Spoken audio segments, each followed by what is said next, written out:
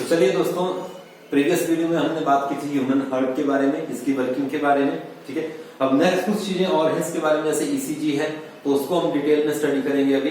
ठीक है, तो ह्यूमन हार्ट की वर्किंग हमारा क्लियर हो गया था। ठीक है, इसमें आपने ध्यान रखना है सिस्टोल और डायस्टोलिक क्या है। सिस्टोल क्या है, किससे रिलेटेड है, हमने बात की थी कॉन्ट्रैक्शन से। तो कॉन्ट्रैक्शन कब होगी, देखिए जैसे ही ब्लड राइट आर्टरी में आया उससे किस में गया, राइट वेंट्रिकल में। ठीक है, और लंग से ब्लड किस में आया, लेफ्ट आर्टरियम में, और उसके बाद किस में गया, लेफ्ट वेंट्रिकल में। ठीक है, तो अब ये साइमल्टेनियसली जो एक हार्ट बीट होगी वो क्या करेगी, इसको कॉन्ट्रैक्ट करेगी। ठीक है, तो कॉन्ट्रैक्शन पे राइट वेंट्रिकल ब्लड को किस में पुश करेगा, लंग्स में थ्रू पल्मोनरी आर्टरी। ठीक है, और लेफ्ट वेंट्रिकल ब्लड को पुश करेगा एरोटा के थ्रू डिफरेंट बॉडी पार्ट्स में। ठीक है, तो जैसे देखिए ब्लड यहां से आर्टरियम में आया, आर्टरियम से किस में गया, वेंट्रिकल में। वेंट्रिकल ने क्या कर दिया, कॉन्ट्रैक्ट हो गया तो ब्लड पंप आउट हो गया। ठीक है, राइट वेंट्रिकल से गया लंग्स में और लेफ्ट वेंट्रिकल से गया डिफरेंट बॉडी पार्ट्स में। तो अब वेंट्रिकल्स क्या करेंगे, अपने आप को रिलैक्स करेंगे, एक्सपैंड करेंगे। तो रिलैक्सेशन से क्या होगा कि ये ट्राई करेंगे कि आर्टरियम से ब्लड को अपनी ओर खींचे, और बदले में आर्टरियम कहां से ब्लड को रिसीव करेगा दोबारा, इन वेन से, सुपीरियर और इंफीरियर वीना कावा से। ठीक है, तो जो कॉन्ट्रैक्शन है दैट इज सिस्टोल।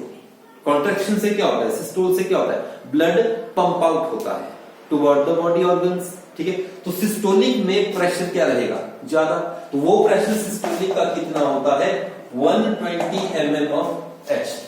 ठीक है, जब रिलैक्स करेगा तो रिलैक्सेशन पे क्या होगा कि ब्लड बाहर से हार्ट की ओर आएगा, तो उस टाइम हार्ट को कौन लेके आएंगे, वेन्स। तो वेन्स का प्रेशर क्या होगा उसमें, कम, तो वो कितना होता है आपका 80 mm of H। मतलब अगर ब्लड बीपी की बात करें तो ब्लड प्रेशर क्या, systolic to that of diastolic. इसको फिर लिखते हैं आप 120/80। ठीक है, अब एक टर्म आती है ह्यूमन हार्ट की वर्किंग में, ज्वाइंट डायस्टोल। तो ज्वाइंट डायस्टोल भी देखिए कोई नई चीज नहीं है, जैसे ही दोनों वेंट्रिकल कॉन्ट्रैक्ट करेंगे तो ब्लड को इन्होंने क्या किया, राइट वेंट्रिकल से लंग्स में और लेफ्ट वेंट्रिकल से बॉडी पार्ट्स में। तो अब जब दोनों क्या करेंगे, रिलैक्स करेंगे, तो उसको बोलते हैं ज्वाइंट डायस्टोल। ठीक है, अब नेक्स्ट देखिए हम सिग्नल्स की बात करेंगे इसमें। देखिए राइट आर्टरी में हमने बात की थी, यहां से वो कॉन्ट्रैक्शन की जो इंपल्स है वो जनरेट होती है, और उसको जनरेट कौन करता है, ऐसे नोड। ठीक है, अब किसी के हार्ट में अगर प्रॉब्लम आ जाती है तो बोलते हैं कि पेस मेकर पड़ा या डिवाइस पड़ती है, या बोलते हैं कि पंप पड़ता है। ठीक है, तो ऐसे नोड अगर आपका प्रॉपर वर्किंग नहीं करेगा तो एक इलेक्ट्रॉनिक डिवाइस होती है जो उन इलेक्ट्रिक सिग्नल्स को इनिशिएट करती है ताकि हार्ट आपका प्रॉपर्ली वर्किंग करे, तो उसको बोलते हैं ऐसे नोड, या ये बीट को जनरेट करता है, उस इंपल्स को क्रिएट करता है, इसको आप पेस मेकर भी बोलते हैं।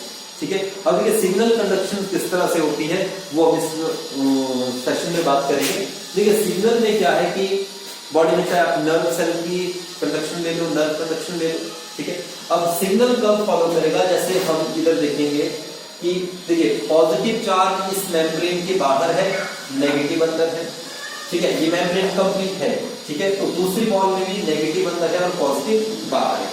इस तरह का जब चार्ज डिस्ट्रीब्यूशन होता है तो उसको हम बोलते हैं पोलराइज्ड या पोलर। ठीक है, जैसे ही सिग्नल मिला तो ये चार्जेस का डिस्ट्रीब्यूशन बदल जाता है, पॉजिटिव चार्ज बाहर से अंदर आएगा और नेगेटिव अंदर से बाहर जाएगा। तो देखिए पॉजिटिव चला गया अंदर, नेगेटिव आ गया बाहर, पॉजिटिव आ गया अंदर, नेगेटिव चला जाएगा बाहर। तो एक सेगमेंट में देखिए, इस सेगमेंट में देखिए क्या हो गया, चार्ज डिस्ट्रीब्यूशन अलग है, बाहर पॉजिटिव था और बाहर क्या आ गया, नेगेटिव। तो इस तरह से एक जो मोमेंटम क्रिएट होता है किसी वेव में, इस तरह से ऐसे। ठीक है, तो इस वेव को हम बोलते हैं डीपोलराइज्ड वेव, जिसको बोलेंगे depolarized. This is polar, polar मतलब charge separation, and this one is depolar या डीपोलराइज्ड। ठीक है, अब जैसे देखिए सिग्नल तो आपका ऐसे चलती है वेव कोई। ठीक है, तो अगले सेगमेंट में क्या होगा, इससे नेक्स्ट आगे जब वेव बढ़ेगी तो ये अगले सेगमेंट जो पॉजिटिव अंदर आ जाएगा, नेगेटिव बाहर, पॉजिटिव अंदर, नेगेटिव बाहर। तो अब ये सेगमेंट आपका यहां से मूव ऑन कर गया इस पे। ठीक है, तो जो डीपोलराइजेशन की वेव है वो यहां से कहां पहुंच गई है, आगे। जबकि पीछे जो चार्ज की डिस्ट्रीब्यूशन है वो क्या हो गया, फर्स्ट की तरह रिपीट हो गया। ठीक है, तो ये डीपोलराइजेशन का सेगमेंट है ये वाला। ठीक है, जबकि इस सेगमेंट में जो चार्जेस हैं आपके वो दोबारा अपनी पोजीशन पे आ गए, तो इसको आप बोलेंगे रीपोलराइजेशन।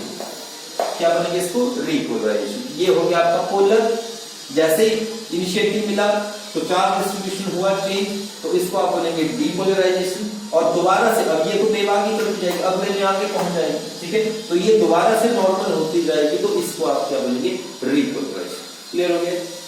ठीक है, अब इसी तरह से हम बात करेंगे इसमें हार्ट में, कि हार्ट में सिग्नल्स को किस तरह से डिटेक्ट किया जाता है और कैसे पता किया जाता है कि हार्ट नॉर्मल वर्किंग कर रहा है या नहीं। ठीक है, तो उसके लिए प्रेफर किया जाता है ECG, that is electro cardiograph, ECG. ठीक है, अब ईसीजी में क्या, अगर आपने ग्राफ देखा होगा तो इसी के ग्राफ में इस तरह की लाइन आती है, ऐसे ऐसे ऐसे चलता है। ठीक है, तो उस ग्राफ को हम स्टडी करेंगे। ग्राफ किस तरह से होता है,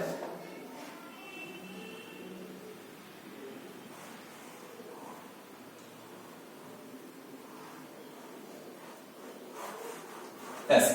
ठीक है, अब इनको नाम दिए जाते हैं, ये जो कर्व है इसको बोलते हैं P, this is Q, this is R, this is S and T. एक कंप्लीट वेव ये है। ठीक है, आगे फिर से वही स्टार्ट होगी, P, this is Q, R, S and आगे फिर से आ जाएगा टी। अब इनमें देखिए, यहां पे आपको ध्यान रखना कि पी और आर के बीच का जो डिस्टेंस होता है that is known as P R interval.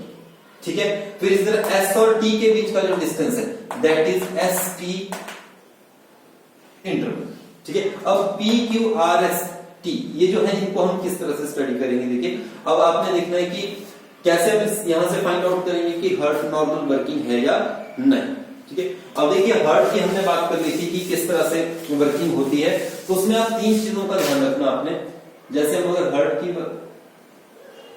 Rough जैसी डायग्राम की बात करें, ऐसे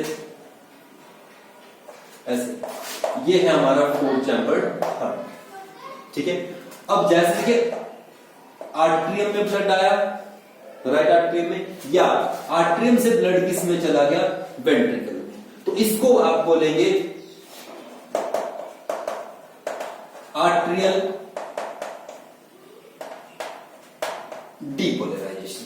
क्या बोलेंगे इसको, आर्टरियल डीपोलराइजेशन। और ये किस चीज को बताएगा ग्राफ में, this will denote the P wave. अब याद रखना आपने, P Q R S T ये इकट्ठी होती है, इसलिए इनको Q R S T complex भी बोलते हैं। पी क्यू आर एस और टी आपका लग जाएगा।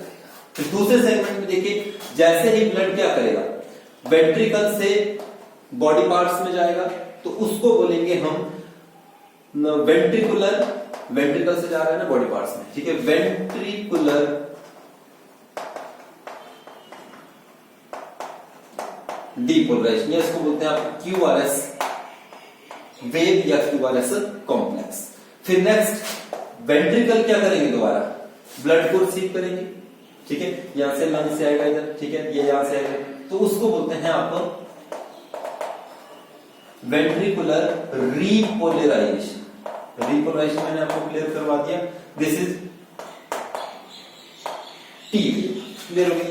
जैसे ब्लड एंटर हुआ आर्टरियम में या आर्टरियम से गया वेंट्रिकल में, उसको बोलेंगे आप आर्टरियल डीपोलराइजेशन, जो कौन बताएगा, पी वेव। ठीक है, फिर वेंट्रिकल से ब्लड गया डिफरेंट बॉडी पार्ट्स में, उसको कौन बताएगी, पीक्यूआरएस कॉम्प्लेक्स या पीक्यूआरएस वेव। ठीक है, फिर नेक्स्ट वेंट्रिकल जब दोबारा से ब्लड को रिसीव करेंगे तो उसको हम बोलेंगे टी वेव। ठीक है, अब देखिए आप ग्राफ में, ये आपको ध्यान रखना है। अब ग्राफ देखिए किस तरह से होता है, ग्राफ ऐसे ऐसे, this is P Q R S and T.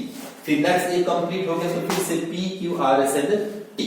अगर आपने ग्राफ इस तरह देखा होगा, अगर किसी का ईसीजी आप देखें, ठीक है, तो इसमें आपने ध्यान रखना, देखिए कि एक सेगमेंट में जब इस तरह का एक ग्राफ, आप लंबा ग्राफ कंसीडर करेंगे ऐसे, तो ये सेगमेंट कितने, तो आर को हम कलेक्ट करेंगे।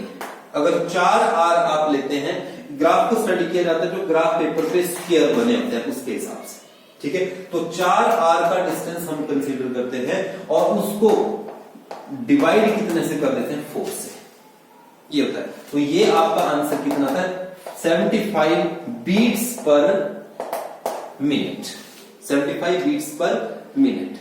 अब इसमें देखना आपने कि प्रॉब्लम्स कहां पर आती हैं। देखिए अगर ग्राफ को स्टडी किया होगा आपने ईसीजी को ऐसे, तो देखिए यहां पे ये ग्राफ बना होता है एक ग्राफ पेपर पे जिसमें छोटे छोटे बॉक्सेस बने होते हैं ऐसे, ये वाले, ठीक है। तो इसमें आपने ध्यान रखना है जैसे ये जो पी का सेगमेंट है, ठीक है, पी के सेगमेंट में यहाँ पे यहां से स्टार्टिंग से लेके जहां तक पी खत्म हुआ उसके बीच में कितने स्क्वायर आते हैं, 3, ठीक है। और इस पी का जो कर्व है इसकी हाइट की अगर हम बात करें तो यहां पर इसकी हाइट लगभग 2.5 2.5 स्क्वायर के बराबर आती है। तो इसका मतलब पी ग्राफ आपका ठीक है, मतलब आर्टरियम में कोई प्रॉब्लम नहीं है। उसी तरह से अगर क्यू आर एस का बदल जाता है, ये अगर आर बहुत बड़ा हो गया या बहुत छोटा हो गया तब भी हार्ट में प्रॉब्लम है, ठीक है। और उसी तरह से टी का भी है, फिर टी का है तो टी किसके बारे में बताएगा हमें, वेंट्रिकुलर रिपोलराइजेशन। अभी हम मेनली बात करेंगे देखिए पी के बारे में। तो पी में देखो आप क्या किस तरह से प्रॉब्लम रहती है।